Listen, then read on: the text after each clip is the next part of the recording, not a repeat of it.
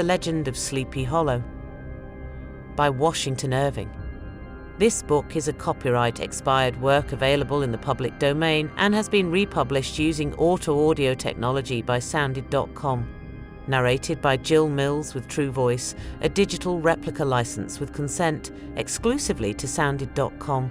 By using TrueVoice, the voice artist is paid royalties for the work on each sale. For more information about ethical voice replication, please visit voices.sounded.com. Castle of Indolence. In the bosom of one of those spacious coves which indent the eastern shore of the Hudson, at that broad expansion of the river denominated by the ancient Dutch navigators the Tappan Zee, and where they always prudently shortened sail and implored the protection of St. Nicholas when they crossed, there lies a small market town or rural port, which by some is called Greensburg, but which is more generally and properly known by the name of Tarry Town.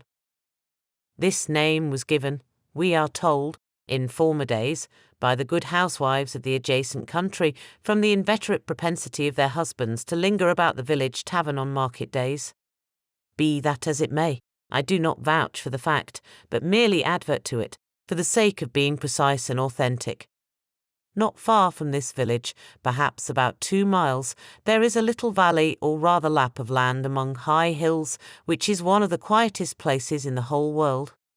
A small brook glides through it, with just murmur enough to lull one to repose, and the occasional whistle of a quail or tapping of a woodpecker is almost the only sound that ever breaks in upon the uniform tranquillity. I recollect that, when a stripling, my first exploit in squirrel shooting was in a grove of tall walnut trees that shades one side of the valley. I had wandered into it at noontime, when all nature is peculiarly quiet, and was startled by the roar of my own gun as it broke the Sabbath stillness around and was prolonged and reverberated by the angry echoes. If ever I should wish for retreat whither I might steal from the world and its distractions, and dream quietly away the remnant of a troubled life, I know of none more promising than this little valley. From the listless repose of the place, and the peculiar character of its inhabitants, who are descendants from the original Dutch settlers, this sequestered glen has long been known by the name of Sleepy Hollow, and its rustic lads are called the Sleepy Hollow Boys throughout all the neighbouring country. A drowsy, dreamy influence seems to hang over the land and to pervade the very atmosphere. Some say that the place was bewitched by a high German doctor during the early days of the settlement. Others, that an old Indian chief, the prophet or wizard of his tribe, held his powers there before the country was discovered by Master Hendrik Hudson. Certain it is, the place still continues under the sway of some witching power that holds a spell over the minds of the good people, causing them to walk in a continual reverie. They are given to all kinds of marvellous beliefs, subject to trances and visions, and frequently see strange sights, and hear music and voices in the air.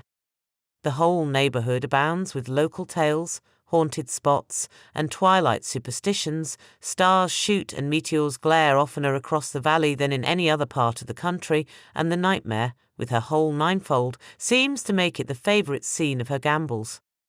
The dominant spirit, however, that haunts this enchanted region, and seems to be commander-in-chief of all the powers of the air, is the apparition of a figure on horseback, without a head.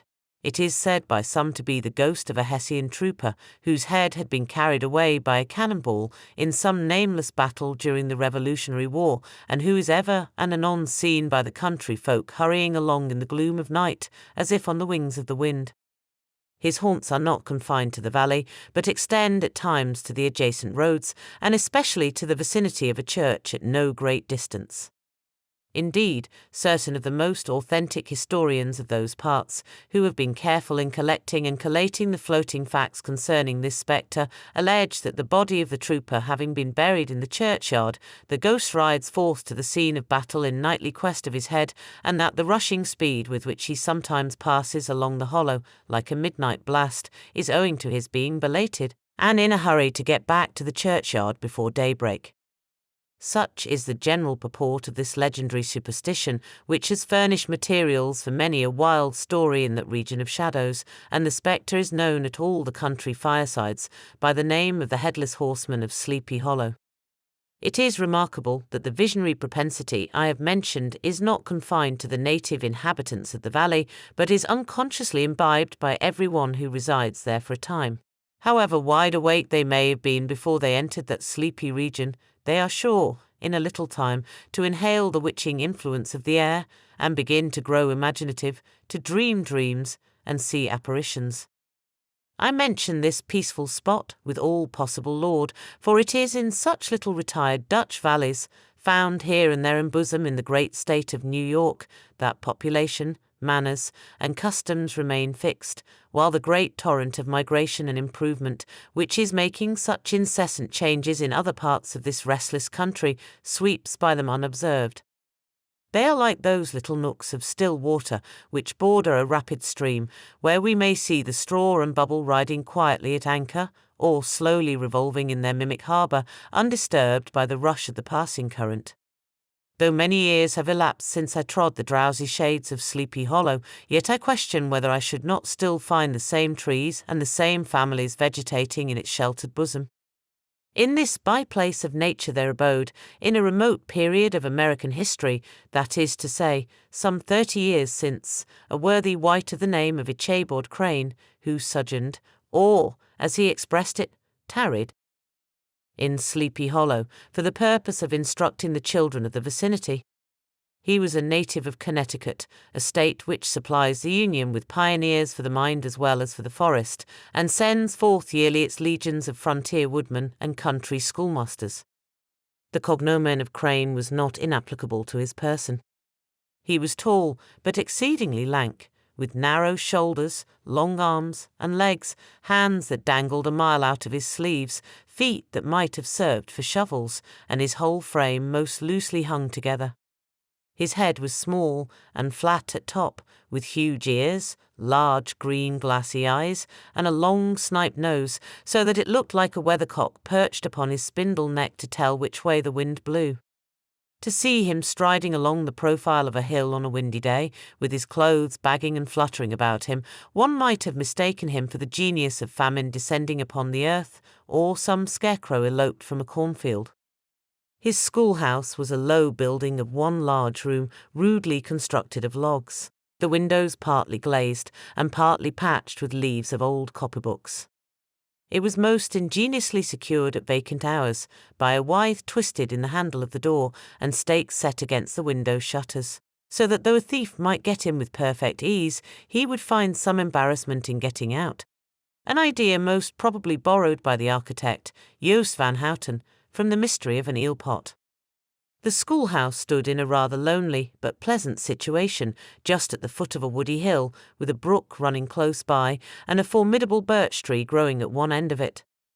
From hence the low murmur of his pupils, voices, conning over their lessons, might be heard in a drowsy summer's day, like the hum of a beehive, interrupted now and then by the authoritative voice of the master, in the tone of menace or command, or, peradventure, by the appalling sound of the birch, as he urged some tardy loiterer along the flowery path of knowledge. Truth to say, he was a conscientious man, and ever bore in mind the golden maxim, spare the rod and spoil the child. Ichabod Crane's scholars certainly were not spoiled. I would not have it imagined, however, that he was one of those cruel potentates of the school who joy in the smart of their subjects. On the contrary, he administered justice with discrimination rather than severity, taking the burden off the backs of the weak and laying it on those of the strong. Your mere puny stripling, that winced at the least flourish of the rod, was passed by with indulgence, but the claims of justice were satisfied by inflicting a double portion on some little tough wrong-headed, broad-skirted Dutch urchin who sulked and swelled and grew dogged and sullen beneath the birch. All this he called doing his duty by their parents, and he never inflicted a chastisement without following it by the assurance, so consolatory to the smarting urchin, that he would remember it and thank him for it the longest day he had to live. When school hours were over, he was even the companion and playmate of the larger boys, and on holiday afternoons would convoy some of the smaller ones home who happened to have pretty sisters or good housewives for mothers, noted for the comforts of the cupboard. Indeed, it behoved him to keep on good terms with his pupils. The revenue arising from his school was small, and would have been scarcely sufficient to furnish him with daily bread, for he was a huge feeder, and, though lank, had the dilating powers of an anaconda. But to help out his maintenance, he was, according to country custom in those parts, boarded and lodged at the houses of the farmers whose children he instructed. With these he lived successively a week at a time, thus going the rounds of the neighbourhood, with all his worldly effects tied up in a cotton handkerchief. That all this might not be too onerous on the purses of his rustic patrons, who are apt to consider the costs of schooling a grievous burden, and schoolmasters as mere drones, he had various ways of rendering himself both useful and agreeable. He assisted the farmers occasionally in the lighter labours of their farms, helped to make hay, mended the fences, took the horses to water, drove the cows from pasture, and cut wood for the winter fire. He laid aside, too, all the dominant dignity and absolute sway with which he lauded it in his little empire, the school, and became wonderfully gentle and ingratiating. He found favour in the eyes of the mothers by petting the children, particularly the youngest. And like the lion bold, which whilom so magnanimously the lamb did hold, he would sit with a child on one knee, and rock a cradle with his foot for whole hours together. In addition to his other vocations, he was the singing master of the neighbourhood, and picked up many bright shillings by instructing the young folks in psalmody. It was a matter of no little vanity to him on Sundays to take his station in front of the church gallery with a band of chosen singers, where, in his own mind, he completely carried away the palm from the parson. Certain it is, his voice resounded far above all the rest of the congregation, and there are peculiar quavers still to be heard in that church, and which may even be heard half a mile off, quite to the opposite side of the mill pond, on a still Sunday morning, which are said to be legitimately descended from the nose of Ichabod crane. Thus, by divers little makeshifts, in that ingenious way which is commonly denominated by hook and by crook, the worthy pedagogue got on tolerably enough, and was thought, by all who understood nothing of the labour of headwork, to have a wonderfully easy life of it. The schoolmaster is generally a man of some importance in the female circle of a rural neighbourhood, being considered a kind of idle, gentleman-like personage of vastly superior taste and accomplishments to the rough country swains, and, indeed, inferior in learning only to the parson. His appearance, therefore, is apt to occasion some little stir at the tea-table of a farmhouse, and the addition of a supernumerary dish of cakes or sweetmeats, or, peradventure, the parade of a silver teapot. Our man of letters, therefore, was peculiarly happy in the smiles of all the country damsels.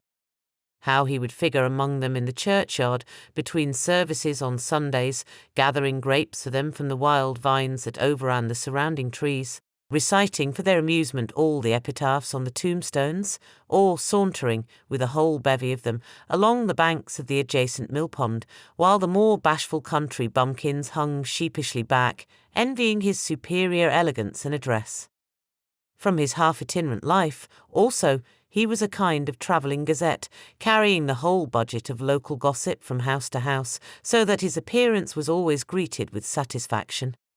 He was, moreover, esteemed by the women as a man of great erudition, for he had read several books quite through, and was a perfect master of Cotton Mather's History of New England Witchcraft, in which, by the way, he most firmly and potently believed. He was, in fact, an odd mixture of small shrewdness and simple credulity. His appetite for the marvellous, and his powers of digesting it, were equally extraordinary, and both had been increased by his residence in this spellbound region. No tale was too gross or monstrous for his capacious swallow. It was often his delight, after his school was dismissed in the afternoon, to stretch himself on the rich bed of clover bordering the little brook that whimpered by his schoolhouse, and there con over old Mather's direful tales, until the gathering dusk of evening made the printed page a mere mist before his eyes. Then, as he wended his way by swamp and stream and awful woodland to the farmhouse where he happened to be quartered, every sound of nature, at that witching hour, fluttered his excited imagination. The moan of the whippoorwill from the hillside, the boding cry of the tree-toad, that harbinger of storm, the dreary hooting of the screech owl, or the sudden rustling in the thicket of birds frightened from their roost. The fireflies, too, which sparkled most vividly in the darkest places, now and then startled him, as one of uncommon brightness would stream across his path. And if, by chance, a huge blockhead of a beetle came winging his blundering flight against him, the poor varlet was ready to give up the ghost, with the idea that he was struck with a witch's token. His only resource on such occasions, either to drown thought or drive away evil spirits, was to sing psalm tunes, and the good people of Sleepy Hollow, as they sat by their doors of an evening, were often filled with or at hearing his nasal melody in linked sweetness long drawn out, floating from the distant hill or along the dusky road.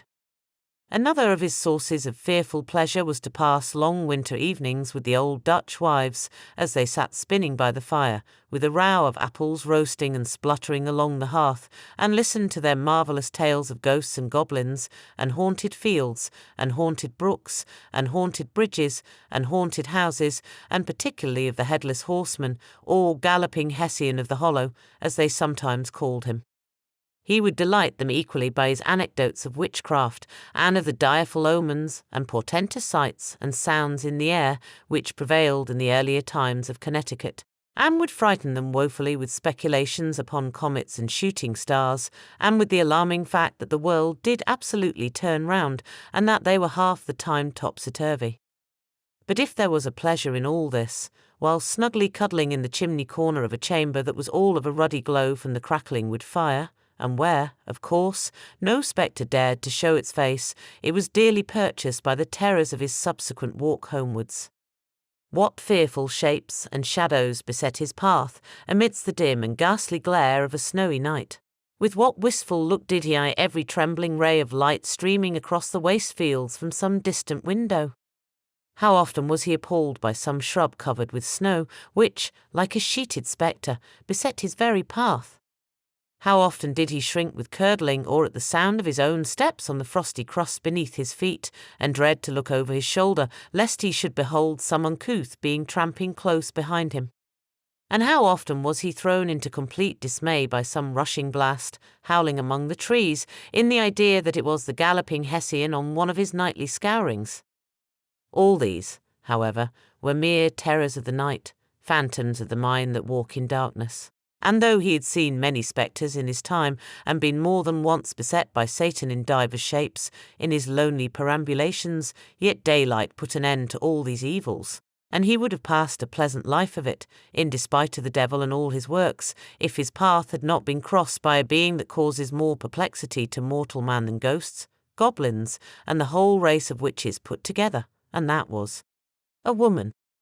Among the musical disciples who assembled one evening in each week to receive his instructions in psalmody was Katrina van Tassel, the daughter and only child of a substantial Dutch farmer. She was a blooming lass of fresh 18, plump as a partridge, ripe and melting and rosy-cheeked as one of her father's peaches, and universally famed, not merely for her beauty, but her vast expectations. She was withal a little of a coquette, as might be perceived even in her dress, which was a mixture of ancient and modern fashions, as most suited to set off her charms. She wore the ornaments of pure yellow gold, which her great-great-grandmother had brought over from Sardam, the tempting stomacher of the olden time, and withal a provokingly short petticoat to display the prettiest foot and ankle in the country round. Ichabod Crane had a soft and foolish heart towards the sex, and it is not to be wondered at that so tempting a morsel soon found favour in his eyes, more especially after he had visited her in her paternal mansion. Old Baltus Van Tassel was a perfect picture of a thriving, contented, liberal-hearted farmer. He seldom, it is true, sent either his eyes or his thoughts beyond the boundaries of his own farm, but within those everything was snug, happy, and well-conditioned. He was satisfied with his wealth, but not proud of it, and piqued himself upon the hearty abundance rather than the style in which he lived. His stronghold was situated on the banks of the Hudson, in one of those green, sheltered, fertile nooks in which the Dutch farmers are so fond of nestling. A great elm tree spread its broad branches over it, at the foot of which bubbled up a spring of the softest and sweetest water in a little well formed of a barrel, and then stole sparkling away through the grass to a neighbouring brook that babbled along among alders and dwarf willows. Hard by the farmhouse was a vast barn that might have served for a church, every window and crevice of which seemed bursting forth with the treasures of the farm. The flail was busily resounding within it from morning to night. Swallows and martins skimmed twittering about the eaves, and rows of pigeons, some with one eye turned up, as if watching the weather, some with their heads under their wings or buried in their bosoms, and others swelling and cooing and bowing about their dames, were enjoying the sunshine on the roof. Sleek, unwieldy porkers were grunting in the repose and abundance of their pens, from whence sallied forth, now and then, troops of sucking pigs, as if to snuff the air. A stately squadron of snowy geese were riding in an adjoining pond, convoying whole fleets of ducks. Regiments of turkeys were gobbling through the farmyard, and guinea fowls fretting about it, like ill-tempered housewives, with their peevish, discontented cry. Before the barn door strutted the gallant cock, that pattern of a husband, a warrior and a fine gentleman, clapping his burnished wings and crowing in the pride and gladness of his heart, sometimes tearing up the earth with his feet, and then generously calling his ever-hungry family of wives and children to enjoy the rich morsel which he had discovered. The pedagogue's mouth watered as he looked upon this sumptuous promise of luxurious winter fare. In his devouring mind's eye, he pictured to himself every roasting pig running about with a pudding in his belly and an apple in his mouth. The pigeons were snugly put to bed in a comfortable pie and tucked in with a coverlet of crust. The geese were swimming in their own gravy, and the ducks pairing cosily in dishes like snug married couples with a decent competency of onion sauce. In the porkers he saw carved out the future sleek side of bacon and juicy relishing ham. Not a turkey, but he beheld daintily trussed up, with its gizzard under its wing, and, peradventure, a necklace of savoury sausages. And even bright Chanticleer himself lay sprawling on his back, in a side dish, with uplifted claws, as if craving that quarter which his chivalrous spirit disdained to ask while living. As the enraptured Ichabod fancied all this, and as he rolled his great green eyes over the fat meadow lands, the rich fields of wheat, of rye, of buckwheat and Indian corn, and the orchards burdened with ruddy fruit, which surrounded the warm tenement of Van Tassel, his heart yearned after the damsel who was to inherit these domains, and his imagination expanded with the idea how they might be readily turned into cash, and the money invested in immense tracts of wild land and shingle palaces in the wilderness. Nay, his busy fancy already realized his hopes, and presented to him the blooming Katrina with a whole family of children, mounted on the top of a wagon loaded with household trumpery, with pots and kettles dangling beneath, and he beheld himself bestriding a pacing mare, with a colt at her heels, setting out for Kentucky, Tennessee, or the Lord knows where. When he entered the house, the conquest of his heart was complete. It was one of those spacious farmhouses, with high-ridged but lowly sloping roofs, built in the style handed down from the first Dutch settlers, the low projecting eaves forming a piazza along the front, capable of being closed up in bad weather. Under this were hung flails, harness, various utensils of husbandry, and nets for fishing in the neighbouring river. Benches were built along the sides for summer use, and a great spinning wheel at one end, and a churn at the other, showed the various uses to which this important porch might be devoted. From this piazza the wandering Ichabod entered the hall, which formed the centre of the mansion and the place of usual residence. Here rows of resplendent pewter, ranged on a long dresser, dazzled his eyes. In one corner stood a huge bag of wool, ready to be spun. In another, a quantity of linsey-woolsey just from the loom, ears of Indian corn, and strings of dried apples and peaches hung in gay festoons along the walls, mingled with the gourd of red peppers. And a door left ajar gave him a peep into the best parlour, where the claw-footed chairs and dark mahogany tables shone like mirrors. Andirons, with their accompanying shovel and tongs, glistened from their covert of asparagus tops. Mock oranges and conch shells decorated the mantelpiece. Strings of various coloured birds' eggs were suspended above it. A great ostrich egg was hung from the centre of the room, and a corner cupboard, knowingly left open, displayed immense treasures of old silver and well-mended china. From the moment Ichabod laid his eyes upon these regions of delight, the peace of his mind was at an end, and his only study was how to gain the affections of the peerless daughter of Van Tassel. In this enterprise, however, he had more real difficulties than generally fell to the lot of a knight-errant of yore, who seldom had anything but giants, enchanters, fiery dragons, and such like easily conquered adversaries to contend with, and had to make his way merely through gates of iron and brass, and walls of adamant to the castle keep, where the lady of his heart was confined, all which he achieved as easily as a man would carve his way to the centre of a Christmas pie, and then the lady gave him her hand as a matter of course. Ichabod, on the contrary, had to win his way to the heart of a country coquette, beset with a labyrinth of whims and caprices, which were forever presenting new difficulties and impediments. And he had to encounter a host of fearful adversaries of real flesh and blood, the numerous rustic admirers, who beset every portal to her heart, keeping a watchful and angry eye upon each other, but ready to fly out in the common cause against any new competitor. Among these, the most formidable was a burly, roaring, roistering blade, of the name of Abraham, or, according to the Dutch abbreviation, Brom van Brunt, the hero of the country round, which rang with his feats of strength and hardihood. He was broad-shouldered and double-jointed, with short, curly black hair, and a bluff but not unpleasant countenance, having a mingled air of fun and arrogance. From his Herculean frame and great powers of limb he had received the nickname of Brombones, by which he was universally known. He was famed for great knowledge and skill in horsemanship, being as dexterous on horseback as a Tartar. He was foremost at all races and cockfights, and, with the ascendancy which bodily strength always acquires in rustic life, was the umpire in all disputes, setting his hat on one side, and giving his decisions with an air and tone that admitted of no gainsay or appeal. He was always ready for either a fight or a frolic, but had more mischief than ill-will in his composition, and with all his overbearing roughness, there was a strong dash of waggish good humour at bottom. He had 3 or 4 boon companions, who regarded him as their model, and at the head of whom he scoured the country, attending every scene of feud or merriment for miles round. In cold weather he was distinguished by a fur cap, surmounted with a flaunting fox's tail, and when the folks at a country gathering descried this well-known crest at a distance, whisking about among the squad of hard riders, they always stood by for a squall.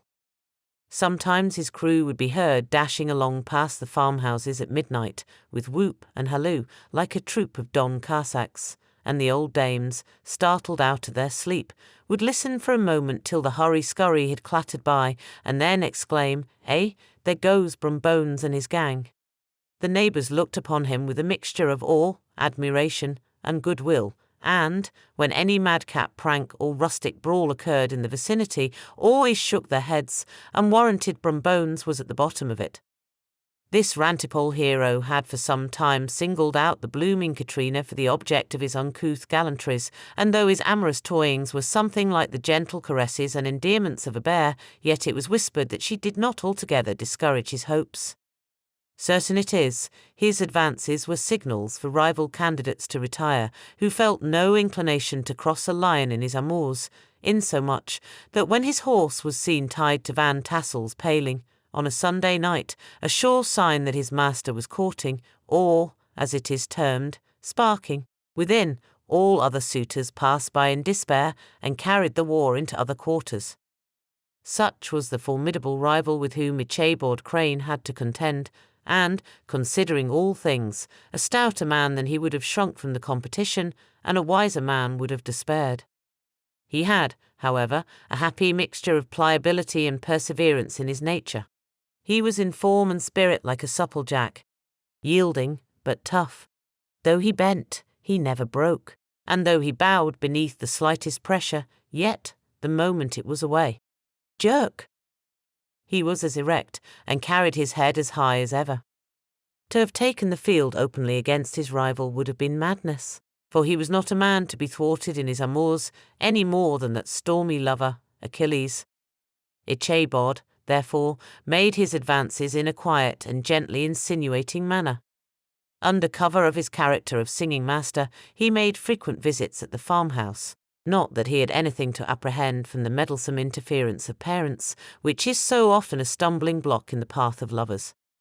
Balt Van Tassel was an easy, indulgent soul. He loved his daughter better even than his pipe, and, like a reasonable man and an excellent father, let her have her way in everything. His notable little wife, too, had enough to do to attend to her housekeeping and manage her poultry. For, as she sagely observed, ducks and geese are foolish things and must be looked after, but girls can take care of themselves. Thus, while the busy dame bustled about the house, or plied her spinning wheel at one end of the piazza, honest Balt would sit smoking his evening pipe at the other, watching the achievements of a little wooden warrior, who, armed with a sword in each hand, was most valiantly fighting the wind on the pinnacle of the barn. In the meantime, Ichabod would carry on his suit with the daughter by the side of the spring under the great elm, or sauntering along in the twilight that are so favourable to the lover's eloquence. I profess not to know how women's hearts are wooed and won. To me they have always been matters of riddle and admiration. Some seem to have but one vulnerable point, or door of access, while others have 1,000 avenues, and may be captured in 1,000 different ways. It is a great triumph of skill to gain the former, but a still greater proof of generalship to maintain possession of the latter, for man must battle for his fortress at every door and window. He who wins 1,000 common hearts is therefore entitled to some renown, but he who keeps undisputed sway over the heart of a coquette is indeed a hero.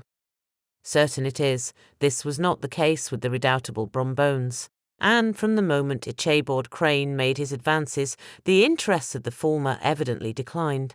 His horse was no longer seen tied to the palings on Sunday nights, and a deadly feud gradually arose between him and the preceptor of Sleepy Hollow.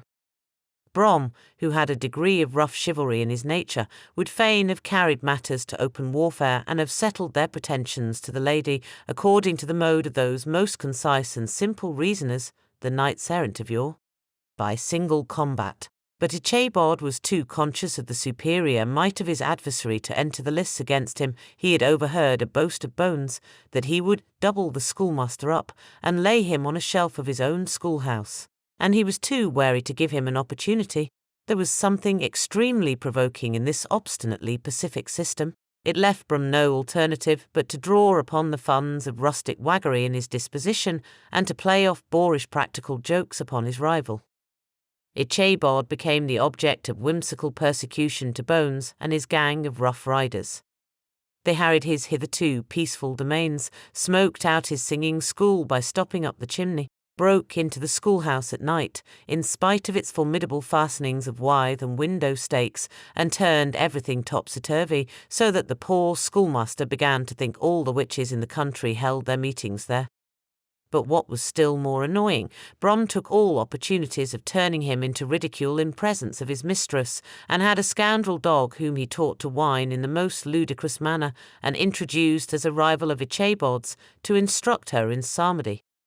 In this way matters went on for some time, without producing any material effect on the relative situations of the contending powers. On a fine autumnal afternoon, Ichabod, in pensive mood, sat enthroned on the lofty stool from whence he usually watched all the concerns of his little literary realm. In his hand he swayed a ferule, that sceptre of despotic power. The birch of justice reposed on 3 nails behind the throne, a constant terror to evil-doers, while on the desk before him might be seen sundry contraband articles and prohibited weapons, detected upon the persons of idle urchins, such as half-munched apples, pop-guns, whirligigs, fly-cages, and whole legions of rampant little paper gamecocks. Apparently there had been some appalling act of justice recently inflicted, for his scholars were all busily intent upon their books, or slyly whispering behind them with one eye kept upon the master, and a kind of buzzing stillness reigned throughout the schoolroom. It was suddenly interrupted by the appearance of a negro in tow-cloth jacket and trousers, a round-crowned fragment of a hat, like the cap of Mercury, and mounted on the back of a ragged, wild, half-broken colt, which he managed with a rope by way of halter. He came clattering up to the school door with an invitation to Ichabod to attend a merrymaking or quilting frolic, to be held that evening at Mynheer Van Tassel's, and having delivered his message with that air of importance, an effort at fine language, which a negro is apt to display on petty embassies of the kind, he dashed over the brook, and was seen scampering away up the hollow, full of the importance and hurry of his mission. All was now bustle and hubbub in the late quiet schoolroom. The scholars were hurried through their lessons without stopping at trifles. Those who were nimble skipped over half with impunity, and those who were tardy had a smart application now and then in the rear to quicken their speed or help them over a tall word. Books were flung aside without being put away on the shelves, inkstands were overturned, benches thrown down, and the whole school was turned loose an hour before the usual time, bursting forth like a legion of young imps, yelping and racketing about the green in joy at their early emancipation. The gallant Ichabod now spent at least an extra half-hour at his toilet, brushing and furbishing up his best, and indeed only suit of rusty black, and arranging his locks by a bit of broken looking-glass that hung up in the schoolhouse. That he might make his appearance before his mistress in the true style of a cavalier, he borrowed a horse from the farmer with whom he was domiciliated, a choleric old Dutchman of the name of Hans van Ripper, and, thus gallantly mounted, issued forth like a knight-errant in quest of adventures. But it is meet I should, in the true spirit of romantic story, give some account of the looks and equipments of my hero and his steed. The animal he bestrode was a broken-down plough horse that had outlived almost everything but its viciousness. He was gaunt and shagged, with a ewe neck, and a head like a hammer. His rusty manner and tail were tangled and knotted with burrs. One eye had lost its pupil, and was glaring and spectral, but the other had the gleam of a genuine devil in it. Still he must have had fire and metal in his day, if we may judge from the name he bore of gunpowder. He had, in fact, been a favourite steed of his master's, the choleric Van Ripper, who was a furious rider, and had infused, very probably, some of his own spirit into the animal, for, old and broken down as he looked, there was more of the lurking devil in him than in any young filly in the country. Ichabod was a suitable figure for such a steed. He rode with short stirrups, which brought his knees nearly up to the pommel of the saddle. His sharp elbows stuck out like grasshoppers. He carried his whip perpendicularly in his hand, like a sceptre, and as his horse jogged on, the motion of his arms was not unlike the flapping of a pair of wings. A small wool hat rested on the top of his nose, for so his scanty strip of forehead might be called, and the skirts of his black coat fluttered out almost to the horse's tail. Such was the appearance of Ichabod and his steed as they shambled out of the gate of Hans van Ripper, and it was altogether such an apparition as is seldom to be met with in broad daylight. It was, as I have said, a fine autumnal day. The sky was clear and serene, and nature wore that rich and golden livery which we always associate with the idea of abundance. The forests had put on their sober brown and yellow, while some trees of the tenderer kind had been nipped by the frosts into brilliant dyes of orange, purple, and scarlet. Streaming files of wild ducks began to make their appearance high in the air. The bark of the squirrel might be heard from the groves of beech and hickory nuts, and the pensive whistle of the quail at intervals from the neighbouring stubble field. The small birds were taking their farewell banquets. In the fullness of their revelry, they fluttered, chirping and frolicking from bush to bush, and tree to tree, capricious from the very profusion and variety around them.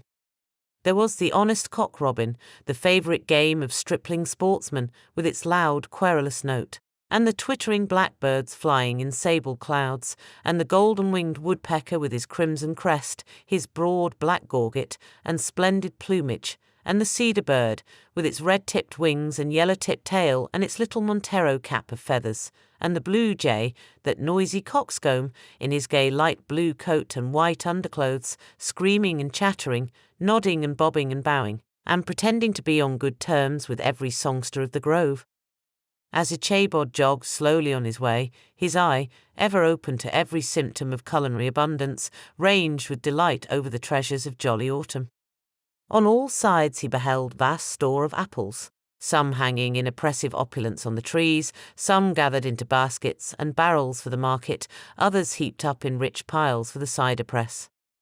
Farther on he beheld great fields of Indian corn, with its golden ears peeping from their leafy coverts, and holding out the promise of cakes and hasty pudding, and the yellow pumpkins lying beneath them, turning up their fair round bellies to the sun, and giving ample prospects of the most luxurious of pies, and anon he passed the fragrant buckwheat fields breathing the odour of the beehive, and as he beheld them, soft anticipations stole over his mind of dainty slapjacks, well buttered, and garnished with honey or treacle by the delicate little dimpled hand of Katrina Van Tassel.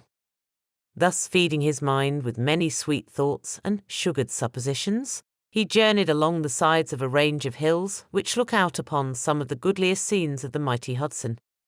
The sun gradually wheeled his broad disk down in the west. The wide bosom of the Tappan Zee lay motionless and glassy, excepting that here and there a gentle undulation waved and prolonged the blue shadow of the distant mountain. A few amber clouds floated in the sky without a breath of air to move them. The horizon was of a fine golden tint, changing gradually into a pure apple green, and from that into the deep blue of the mid-heaven. A slanting ray lingered on the woody crests of the precipices that overhung some parts of the river, giving greater depth to the dark grey and purple of their rocky sides. A sloop was loitering in the distance, dropping slowly down with the tide, her sail hanging uselessly against the mast. And as the reflection of the sky gleamed along the still water, it seemed as if the vessel was suspended in the air. It was toward evening that Ichabod arrived at the castle of the Heer Van Tassel, which he found thronged with the pride and flower of the adjacent country. Old farmers, a spare leathern-faced race, in homespun coats and breeches, blue stockings, huge shoes, and magnificent pewter buckles. They're brisk, withered little dames, in close-crimped caps, long-waisted short gowns, homespun petticoats, with scissors and pincushions and gay calico pockets hanging on the outside.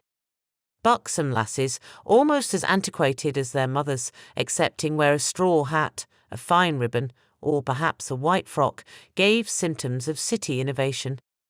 The sons, in short square-skirted coats, with rows of stupendous brass buttons, and their hair generally queued in the fashion of the times, especially if they could procure an eel skin for the purpose, it being esteemed throughout the country as a potent nourisher and strengthener of the hair.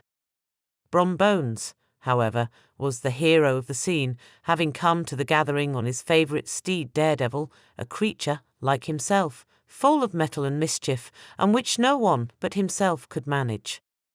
He was, in fact, noted for preferring vicious animals, given to all kinds of tricks, which kept the rider in constant risk of his neck, for he held a tractable, well-broken horse as unworthy of a lad of spirit.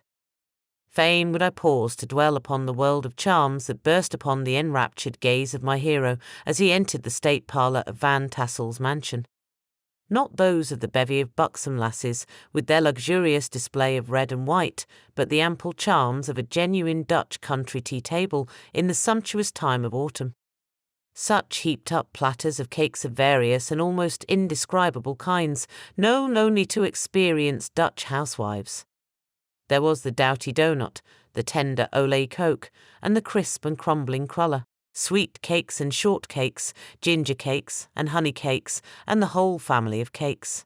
And then there were apple pies, and peach pies, and pumpkin pies. Besides slices of ham and smoked beef, and moreover delectable dishes of preserved plums, and peaches, and pears, and quinces, not to mention broiled shad and roasted chickens, together with bowls of milk and cream, all mingled higgledy-piggledy, pretty much as I have enumerated them, with the motherly teapot sending up its clouds of vapour from the midst. Heaven bless the mark! I want breath and time to discuss this banquet as it deserves, and am too eager to get on with my story.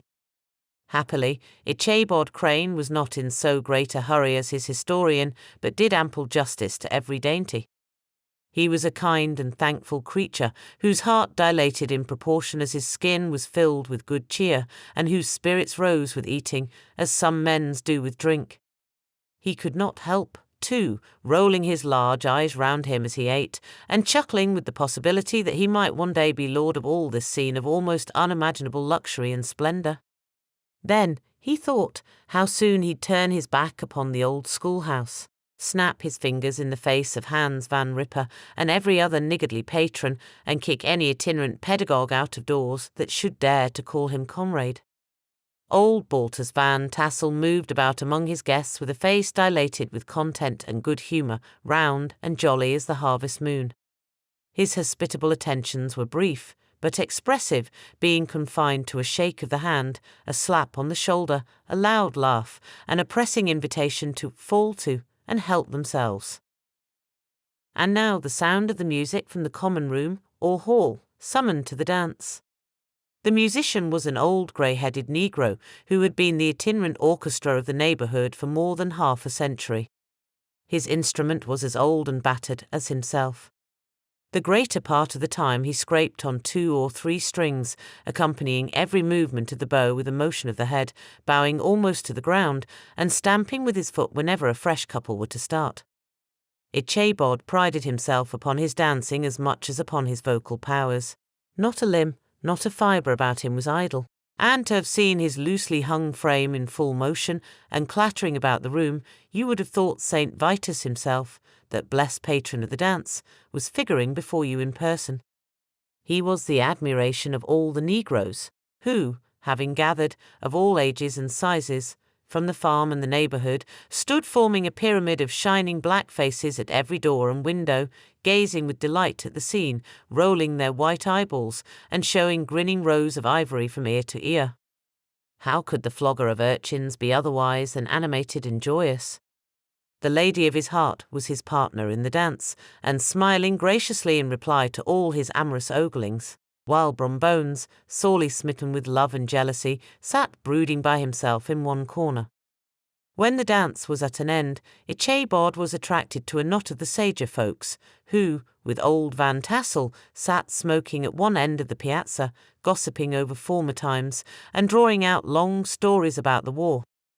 This neighborhood, at the time of which I am speaking, was one of those highly favored places which abound with chronicle and great men. The British and American line had run near it during the war. It had, therefore, been the scene of marauding and infested with refugees, cowboys, and all kinds of border chivalry. Just sufficient time had elapsed to enable each storyteller to dress up his tale with a little becoming fiction, and, in the indistinctness of his recollection, to make himself the hero of every exploit.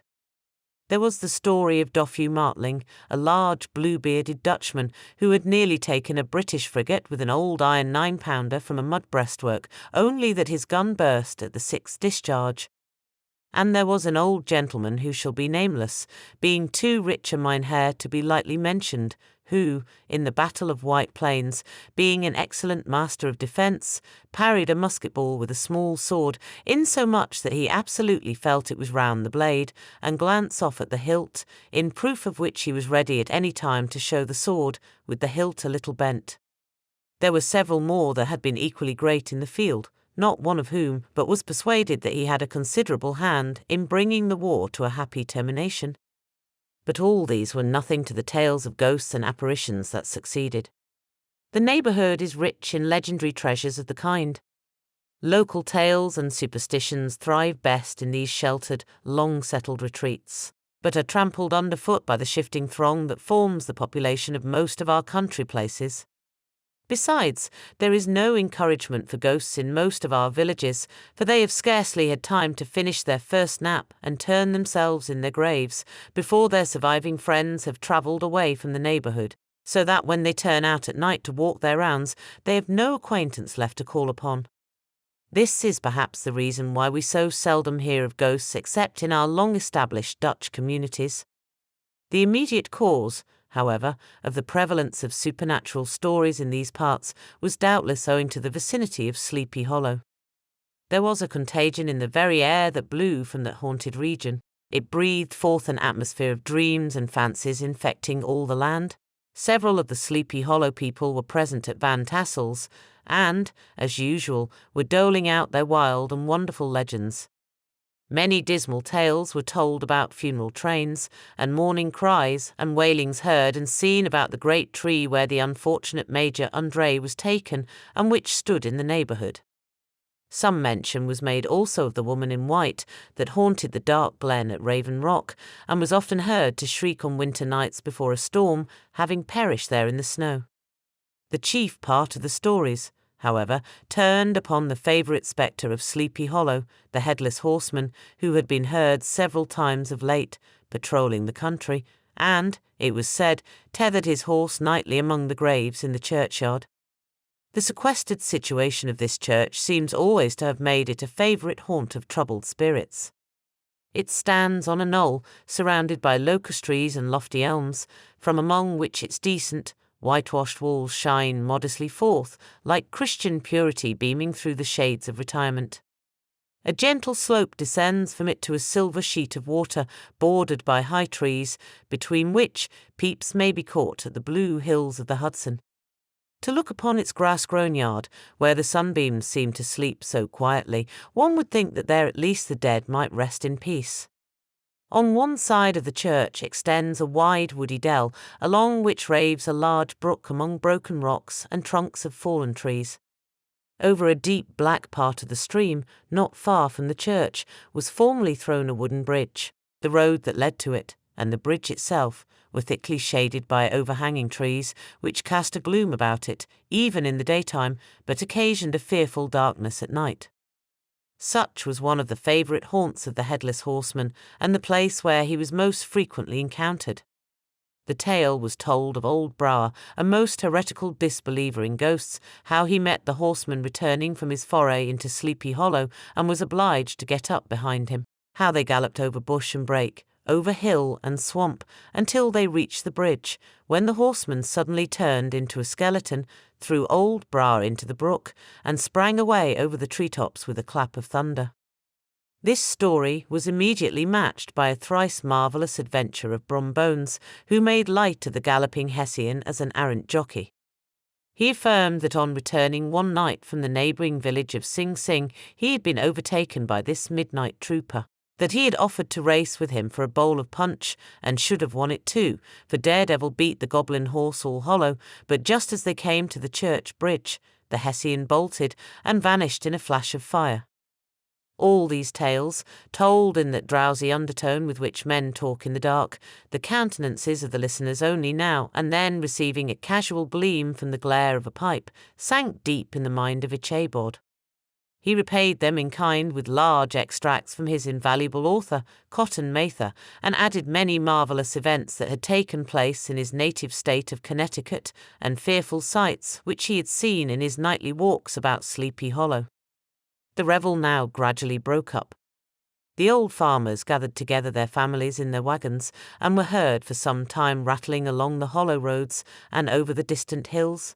Some of the damsels mounted on pillions behind their favourite swains, and their light-hearted laughter, mingling with the clatter of hoofs, echoed along the silent woodlands, sounding fainter and fainter until they gradually died away, and the late scene of noise and frolic was all silent and deserted.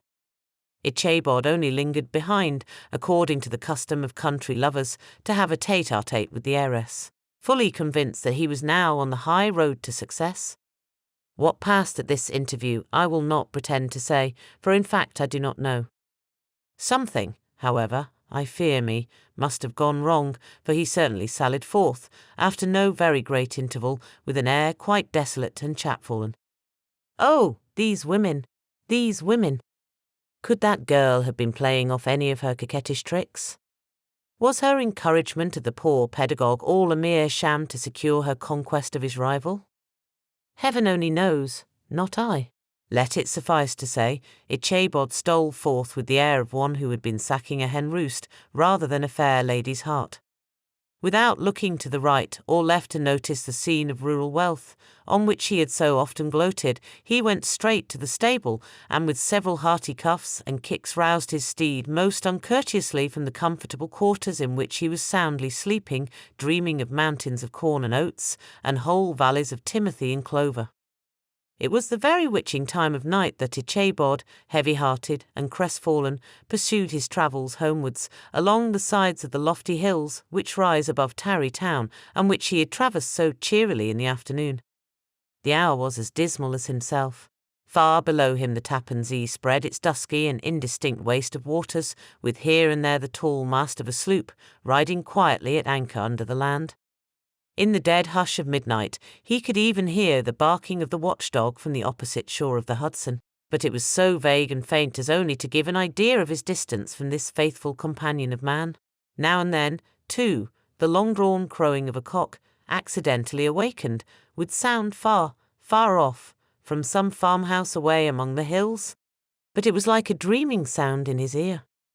No signs of life occurred near him, but occasionally the melancholy chirp of a cricket, or perhaps the guttural twang of a bullfrog from a neighbouring marsh, as if sleeping uncomfortably and turning suddenly in his bed. All the stories of ghosts and goblins that he had heard in the afternoon now came crowding upon his recollection.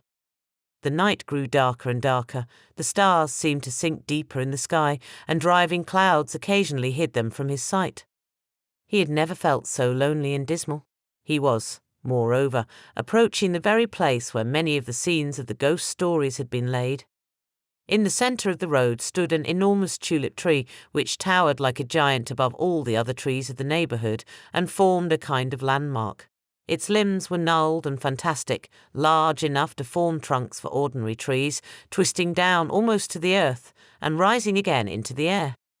It was connected with the tragical story of the unfortunate André, who had been taken prisoner hard by and was universally known by the name of Major André's tree. The common people regarded it with a mixture of respect and superstition, partly out of sympathy for the fate of its ill-starred namesake, and partly from the tales of strange sights and doleful lamentations told concerning it. As Ichabod approached this fearful tree, he began to whistle. He thought his whistle was answered. It was but a blast sweeping sharply through the dry branches. As he approached a little nearer, he thought he saw something white hanging in the midst of the tree. He paused and ceased whistling, but, on looking more narrowly, perceived that it was a place where the tree had been scathed by lightning and the white wood laid bare.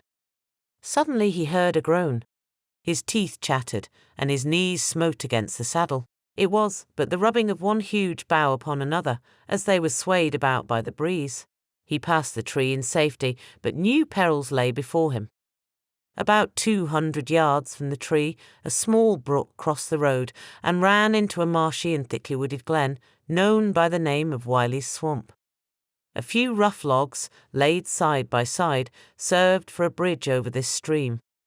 On that side of the road where the brook entered the wood, a group of oaks and chestnuts, matted thick with wild grapevines, threw a cavernous gloom over it. To pass this bridge was the severest trial. It was at this identical spot that the unfortunate André was captured, and under the covert of those chestnuts and vines were the sturdy yeomen concealed who surprised him. This has ever since been considered a haunted stream, and fearful are the feelings of the schoolboy who has to pass it alone after dark. As he approached the stream, his heart began to thump. He summoned up, however, all his resolution, gave his horse half a score of kicks in the ribs, and attempted to dash briskly across the bridge. But instead of starting forward, the perverse old animal made a lateral movement and ran broadside against the fence. Ichabod, whose fears increased with the delay, jerked the reins on the other side and kicked lustily with the contrary foot.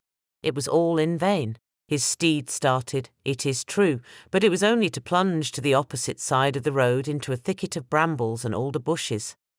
The schoolmaster now bestowed both whip and heel upon the starveling ribs of old Gunpowder, who dashed forward, snuffling and snorting, but came to a stand just by the bridge, with a suddenness that had nearly sent his rider sprawling over his head.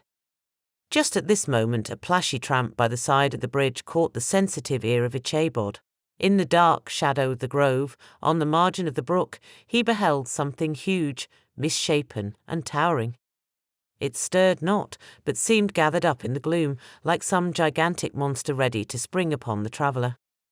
The hair of the affrighted pedagogue rose upon his head with terror. What was to be done? To turn and fly was now too late, and besides, what chance was there of escaping ghost or goblin, if such it was, which could ride upon the wings of the wind?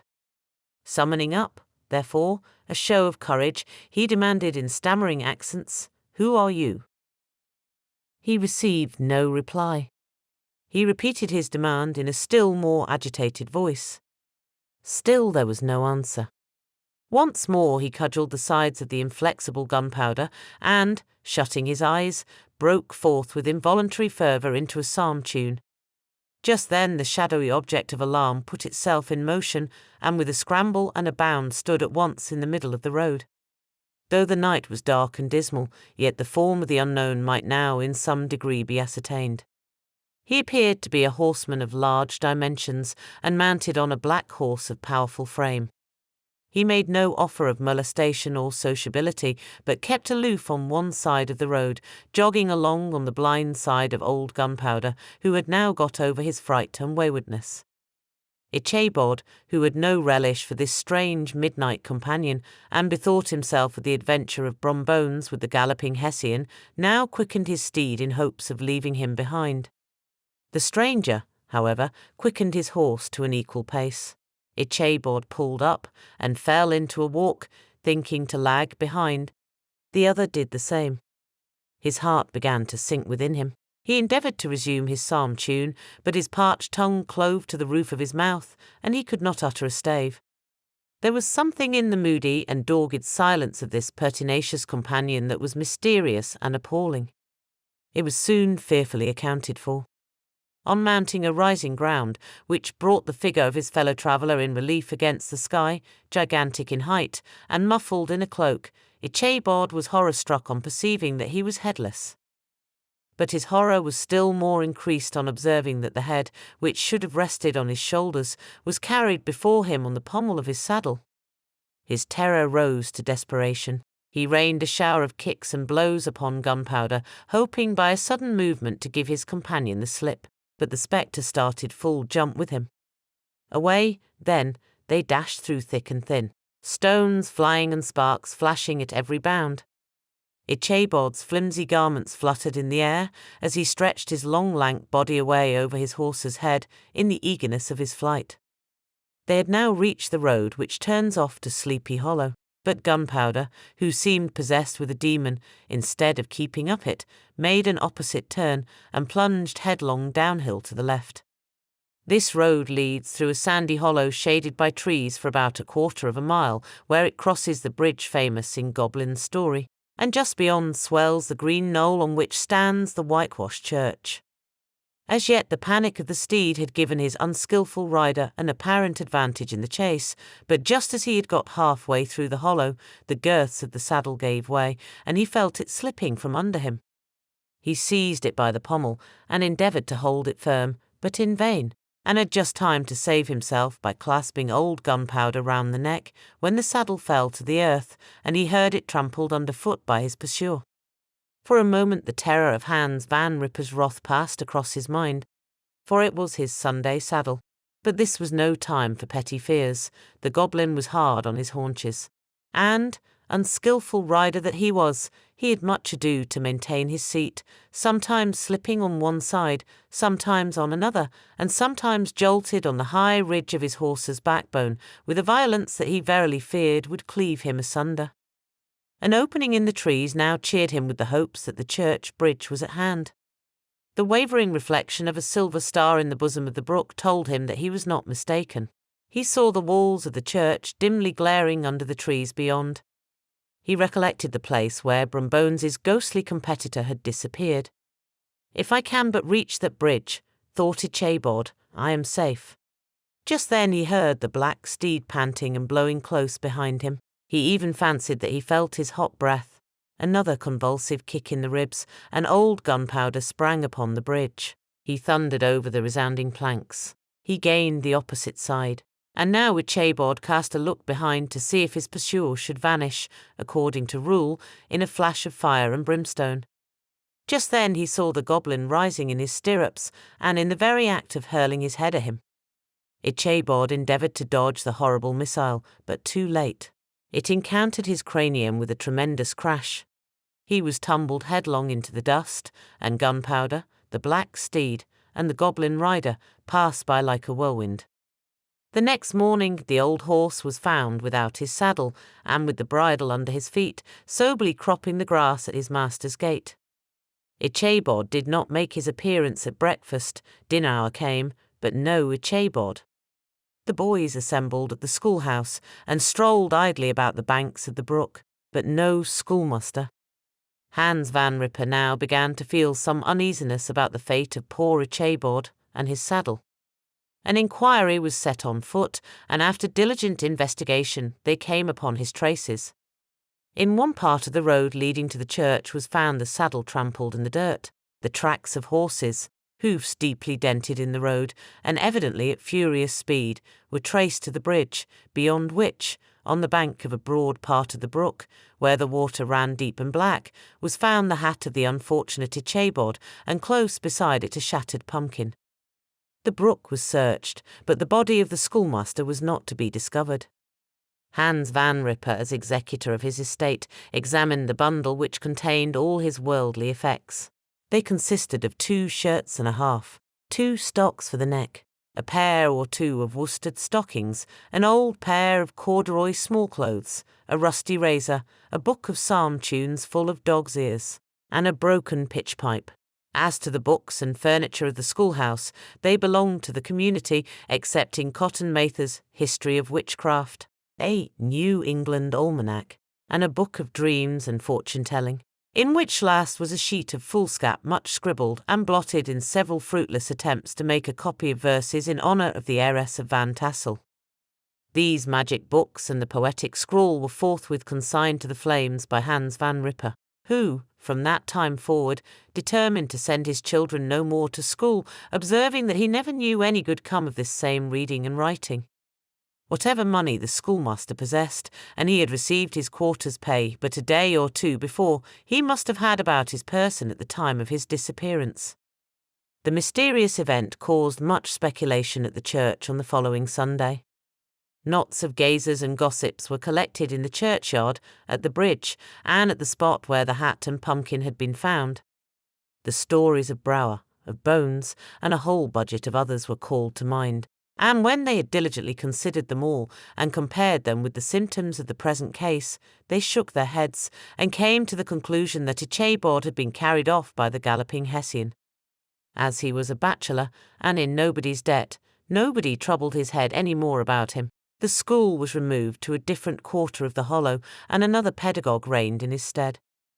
It is true, an old farmer, who had been down to New York on a visit several years after, and from whom this account of the ghostly adventure was received, brought home the intelligence that Ichabod Crane was still alive, that he had left the neighbourhood partly through fear of the goblin and Hans Van Ripper, and partly in mortification at having been suddenly dismissed by the heiress, that he had changed his quarters to a distant part of the country, had kept school and studied law at the same time, had been admitted to the bar, turned politician, electioneered, written for the newspapers, and finally had been made a justice of the £10 court.